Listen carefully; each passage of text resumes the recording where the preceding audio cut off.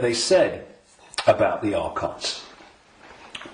And one was that they lacked the ability to express the creative force. I would put it like this. If you gave them a blank sheet of paper and said, create something like a reality, they couldn't do it.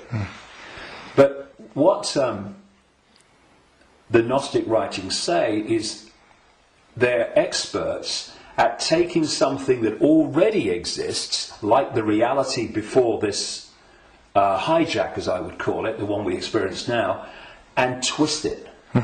They piggyback something already created and twist it. Something else, they said the archons did. And you know, you're going back to something that's been estimated, I think, around 400 AD, these writings were buried.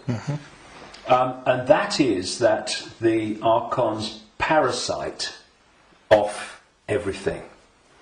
They parasite off human society in many, many different forms. And I read this stuff and I'm going, whoa, this is my own books over the years, found in a jar in Egypt. Not all the detail of my books, but the basic themes, because it fitted totally. And then you go to the Islamic belief. And not just the Islamic belief, because this came from pre-Islamic Arabia originally. And that is the very considerable focus in Islam on energetic beings they call the jinn. And when you look at the jinn and you look at what the Gnostics said about the archons, hallelujah, hello, they're the same thing.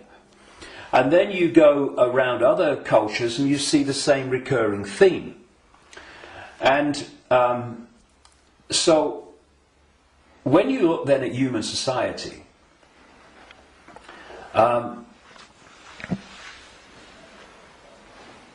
who creates? What is the creative force within human society? Humans. Should be. What do these families that I've been exposing all these years, what do? They piggyback off that creative force and manipulate it and direct it in a way that suits them. What do these network of families also do?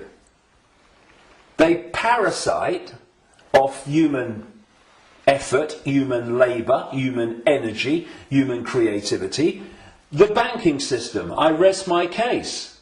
What is the global banking system except a structure totally focused on parasiting the energy and off the efforts of the human population?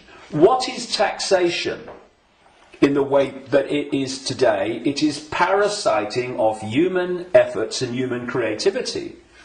So what I also found interesting is that the archons are described as we would say, like cyborgs. They almost like, they're computer-like.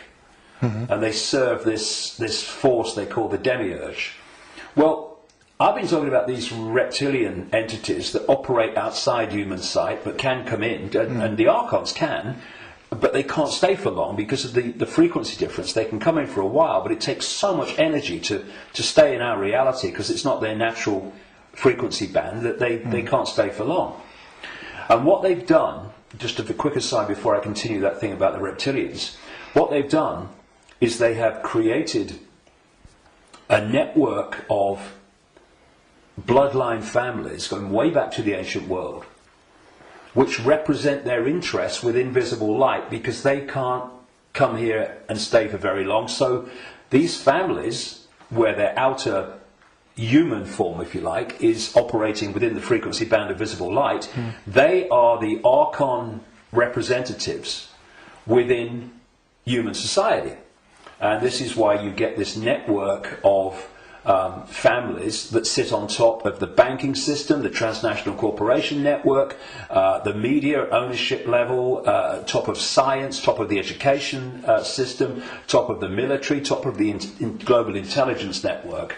These are these families representing what the Gnostics call the archons. And I was just going to say a few minutes ago, when you look at how these archons are described, they're just like the reptilians that I've been writing about for years, in terms of their computer-like structured to the point of obsession society, which absolutely knows its hierarchical place. Every level knows its hierarchical place in it. And it's very robot-like and computer-like. It's not a flowing creative force. It's very structured. Boom, boom. And that's how the archons are described. They have no compassion, no yes. I mean, empathy. The only one time I've taken psychoactive drugs in my life was in 2003 in a rainforest in Brazil, when I took a rainforest potion called ayahuasca. And I went into, I had an amazing time. Some people have bad time on it. And for 5 hours, this voice, so strong when I went into an altered state of perception, talked to me so loudly and so powerful about the illusory nature of reality for 5 hours. And when I came back, and because I had instant memory of all of it, when I came back and checked it all out, you could see very quickly that mainstream science, in all its different disciplines, has shown that what I was told that night is true, but because the disciplines are kept apart and are war with each other for funding and precedence, that the dots never get put together, because they're not meant to. We're not supposed to know what reality we are experiencing. It gives us too much power once we know. And this voice said to me at one point, about when he's talking about the computer-like nature of these manipulators, if you programmed a computer to abuse a child, would the computer have any problem with it? No. Why? Because it would just decode the data and act in line with the data, the software program. And this reptilian force is very much like that. Very structured, very predictable. And interestingly,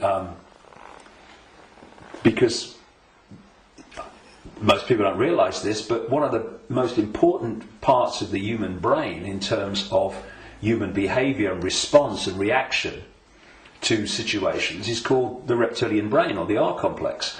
And when you look at the traits of the reptilian brain within the human brain, of course other parts of the brain balance that out, or should do, but when you have more reptilian genetics, those traits of the reptilian brain are obviously more extreme and more pronounced. And one of this is mainstream science, one of the key traits of the reptilian brain is obsessive ritualistic behaviour. And what is ritualistic behaviour? It's following the same pattern,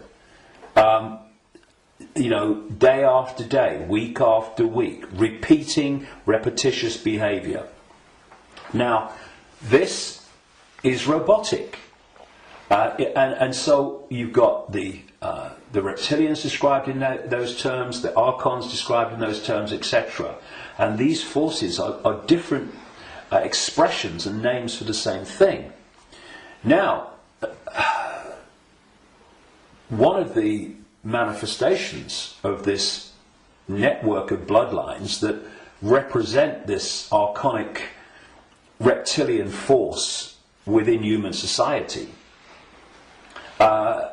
is the royal families going back to the ancient world, and the aristocratic families that surround them.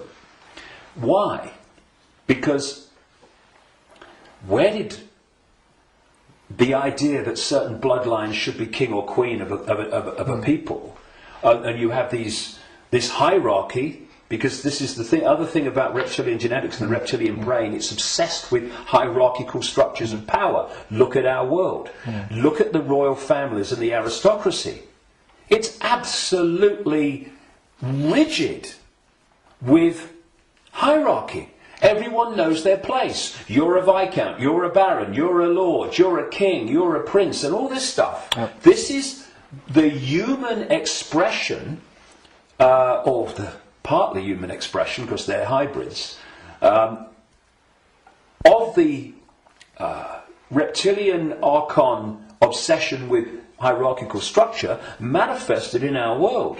Because what they're doing is bringing that archonic reptilian reality into our world and making our world like theirs, more and more and more.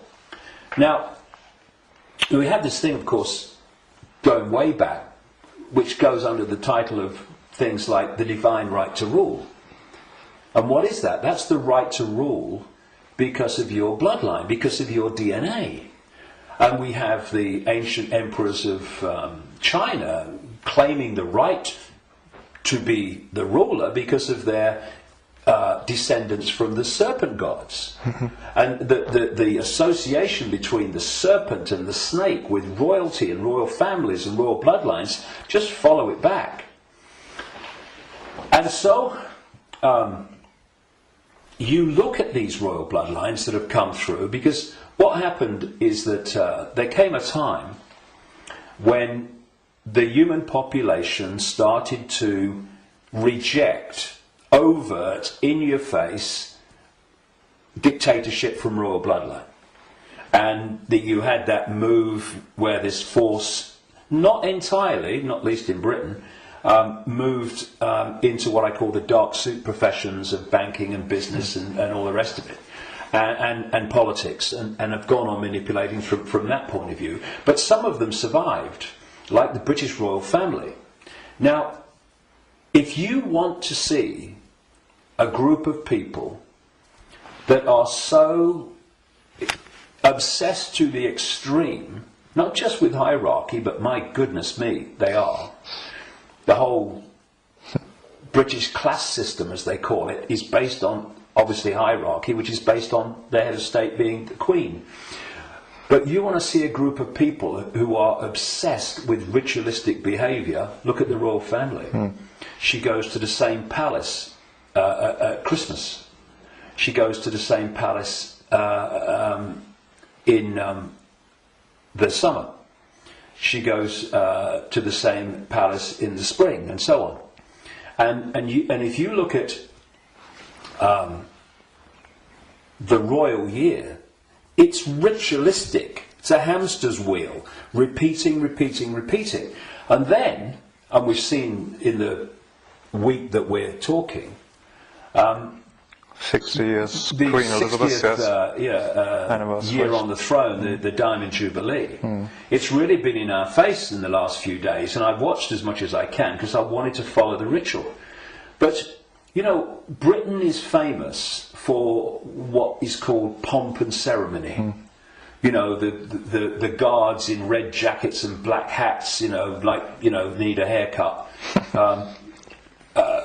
Marching up, changing of the guard, and then you've got people in breeches and all this stuff. It's unbelievable.